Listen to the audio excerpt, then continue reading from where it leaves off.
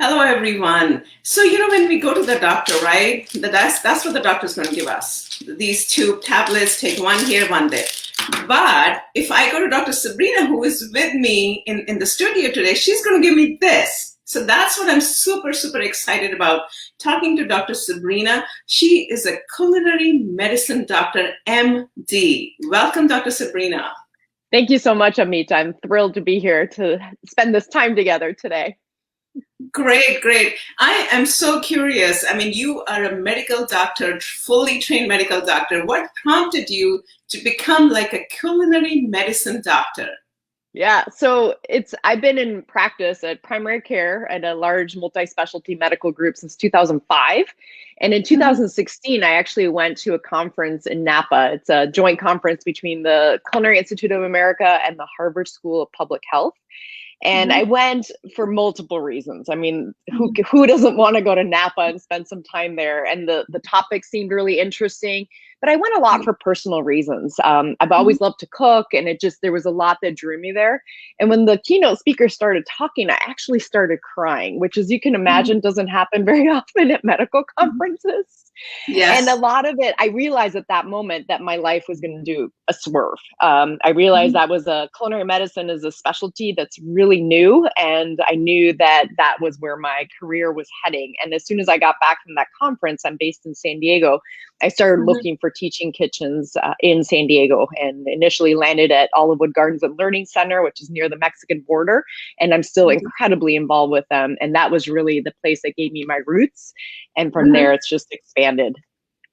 Sure. And I know you grew up in Mexico City. In Mexico, food is the center of every dinner table discussion. We love the food over there. So that kind of goes back to your cultural roots as well, to what you're doing now.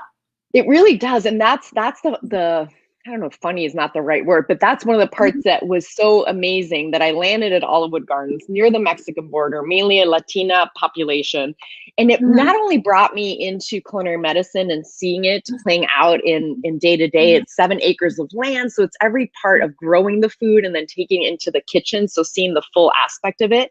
It was Mhm. also returning to my Mexican culture that I had kind of left, with medical practice and Yes. raising a family here in the US. So it really brought me full circle of that reconnection to community, to the roots of our food, which is one of my favorite parts of really working with people, either with patients or in the community, of asking people, what are foods that you love? What are foods that Mhm. bring you back to your childhood memories? Be it somebody cooking in the kitchen and certain smells or certain herbs or spices or memories, Mhm. and helping them reground themselves with food. And a lot of times moving away from those pills that you showed, Amita, to Mhm. really awakening their ability to empower their health, be it Mhm. preventing a disease or Mhm. even reversing a disease. And I love that I've had patients who came in poorly controlled diabetics. We talked about this and they had this eye Mhm. awakening aha moment of the shift they needed to make in their life, and they were able to do Mhm. that without pills.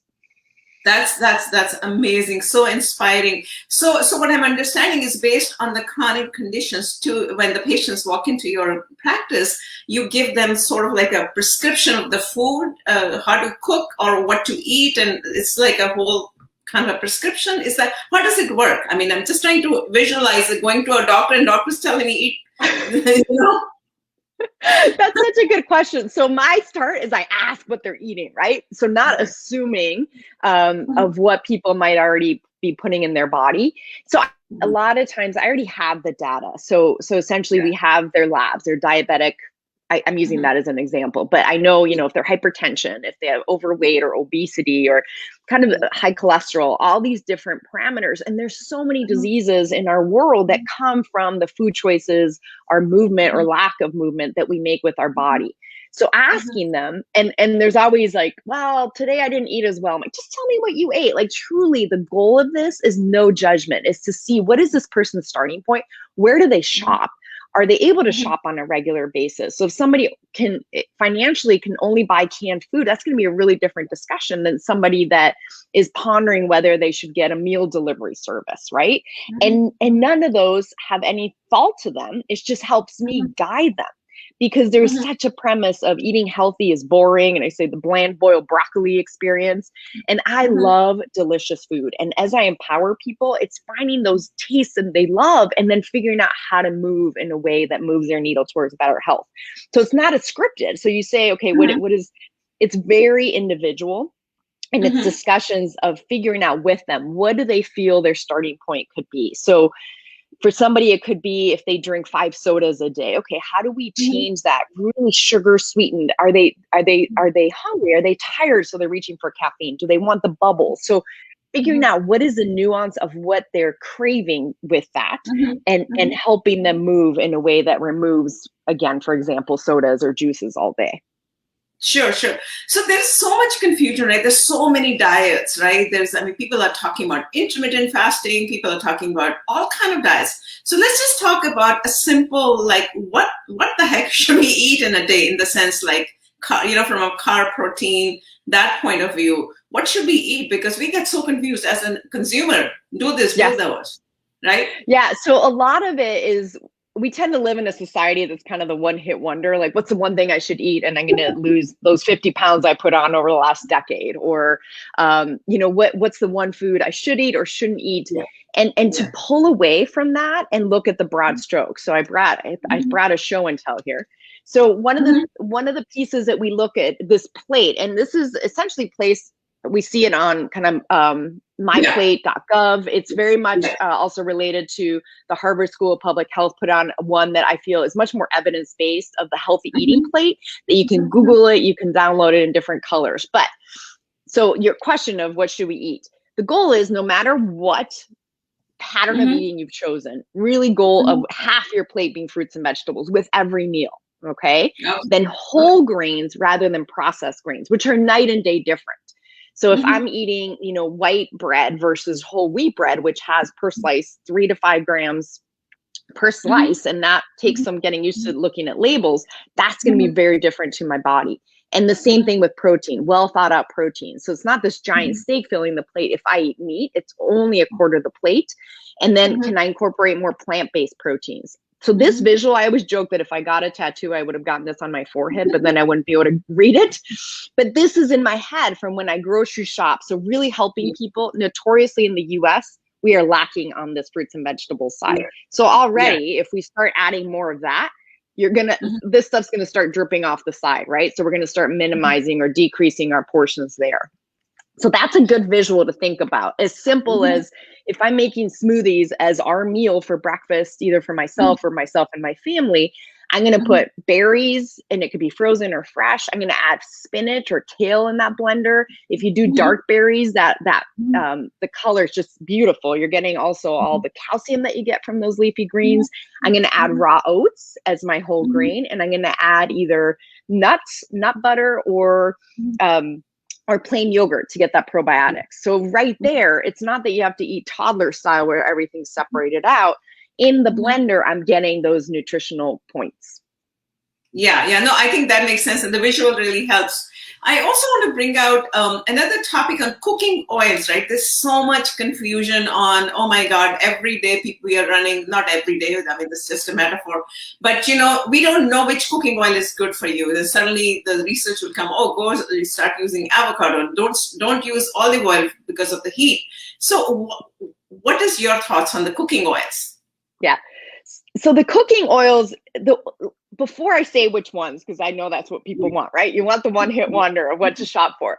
Is the reason that we talk about oils and a lot of oils, nuts, seeds, any kind of fat that we get in our body is looking at, is it pro-inflammatory or anti-inflammatory? And not to get too scientific here, but there's, in our country, let me go back. So if we are going back to the days when we truly ate from the land, there's these two kinds of oils, omega-3 and omega-6, and the goal is that they're balanced. What's happened with processed food, with a lot of certain oils, is that we're now having 20 to 30 times more of the omega-6. So it's not that we don't need it, but the ratio is really off. So when we think of things like oils that we cook with or that we're making salad dressing with, really being conscious and saying, can I add more of omega-3s into my body to balance that out, to essentially stop adding these these pro-inflammatory pieces that have a myriad of effects on our body. Mm-hmm. So those anti-inflammatory, so avocado oil, if price is no limit, is kind of the Rolls Royce of oils. It's expensive, so get it on sale. But also remember that oil only lasts for about 6 months in your cupboard. So don't go out and buy a lifetime supply or it's going to go rancid. The reason it's the Rolls Royce has a really high smoking point, so you can do all kinds of cooking with it. It also is flavor neutral. So it doesn't, you're essentially adding the flavors with your spices, your herbs, your other components. That price point's tough on people. So things like having one that can do a high point cooking. So either canola oil, or sunflower oil, avocado oil. So having one of those, then to have one that you can do colder cooking or not as high heat cooking. So things like that's where the olive oil comes in, where you can roast, but you wouldn't want to make stovetop popcorn because that's where the smoke point comes in. And then those fancy olive oils that you get if you go to Napa, for example, and you're getting, you know, the olive oil companies, etc. Those are made more for drizzling. Finishing oils is what we call those. Okay, no, I think this helps a lot because even in Mexican cooking or some of these cultural cooking, there's a high boiling point, right? You kind of put the oil, let it kind of simmer, and then put some kind of spices and let it simmer. So that's important, right? Definitely. So there's a lot of things on supplements, right? The whole industry is like, you know, yesterday, in fact, I did another session on vitamin D supplements, and so what are your thoughts on supplements? Like, should we take supplements? If yes or no, and if yes, what type of supplements? Just general thoughts on supplements. So Michael Pollan, who does a lot of work out of Berkeley, has this really good quote on supplements. He's like, eat as if you're taking supplements. And so what he means by that is most people who are thinking about supplements are already eating fruits, vegetables, whole grains, and well thought out proteins. You don't usually have the drive-through 3 times a day to fast food plus supplements, right? So the goal, it's rare the supplements that our body needs if we're truly thinking about, not just when we think about eating the rainbow, yes, it's beautiful for the eyes, but each of those colors is giving us a different nutrient. And it doesn't mean you have to memorize that, orange is good for my eyes or green is good for other parts of my body, but thinking not just of the colors, but also of the parts of the plant, because each one of those, and what I mean by that is something like a root vegetable, like beets or purple potatoes or sweet potatoes is going to give me different nutrients than if I'm eating, like the pepper, like you see up there. So if you are conscious of that plate and those components, it is rare the supplements that you need. If you're fully 100% plant-based, there are certain ones, especially like vitamin B12 and vitamin D, that are recommended because it's hard to get those through food. Vitamin D is hard to get through food as it is. So those are really my 2 that I say, those are ones to supplement. And the vitamin D for everybody, B12 only if you're 100% plant-based. But otherwise, really, really spending your time and energy on diversifying your ingredient portfolio rather than spending the money on a bunch of supplements.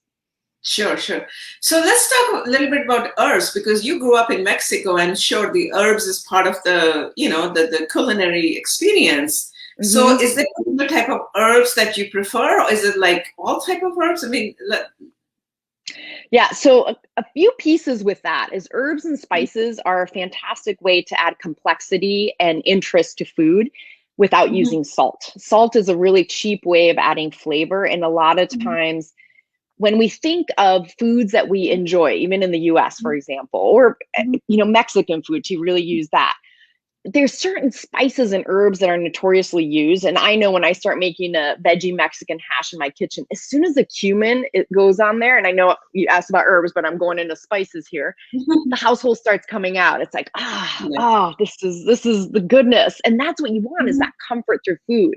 So it's the same thing. Yes, herbs and spices, each one of those will have certain health benefits, but what we're looking for is variety, is finding the pieces that bring it together. So I could use almost the same starting ingredients.